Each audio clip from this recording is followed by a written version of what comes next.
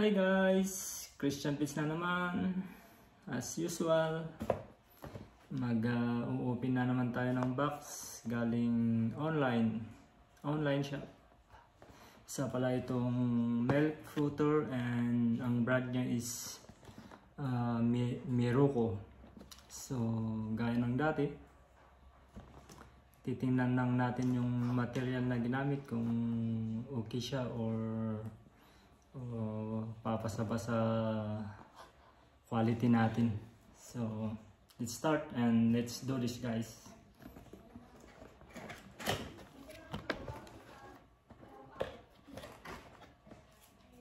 So gaya ng dati, may warranty card, barcode and manual instruction. Okay. Wow, maganda. Mabigat. Stainless. Okay siya, guys. And ito naman yung machine. At switch on, switch off. And may spray siyang panglinis.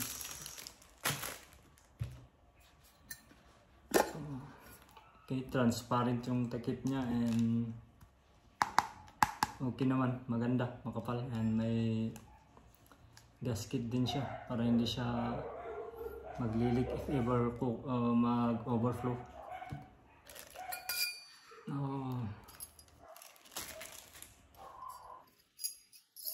Ito yung cover and ito yung frother mixer and ito yung stand. Ito yung loob. Makapal, guys, mabigat. Ayos. And ito naman yung machine.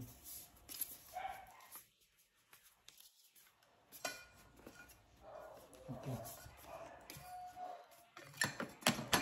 Magnetic pala to, guys. Ayun. Magnetic tong frother mixer niya.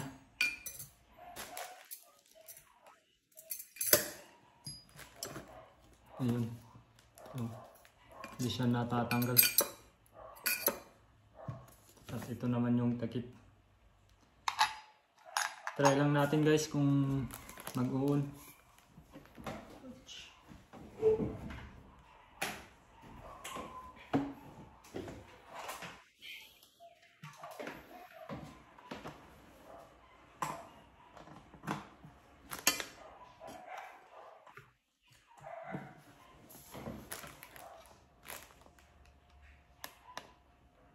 Ayun, gumagana. Ayun, gumagana nga. May 4 na option pala to. Yung paano siya gamitin. Yung parang meron siyang chocolate frother, ice or cold milk frother, and yung heating frother lang. Actually, nandito naman sa manual kung paano siya gamitin and paano siya i-operate. Ito naman yung takip. So, yun lang, guys. Okay siya. Maganda tong material na nagamit and hindi siya katulad nung ibang mga milk frother na yung mixer niya, yung ganito is mayroon siyang steady dito. So, yun. And ito pala, umiinit siya, guys. Ito, mainit nga. Kaya kapag if ever nagamit nyo, wag nyong hahawakan to. Ginamit nyo dito. Kasi mainit.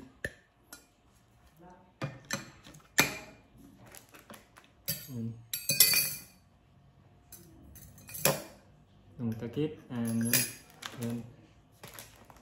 So yun, guys, okay naman siya, maganda and maganda yung material. Yun lang. Bye bye and thank you for watching.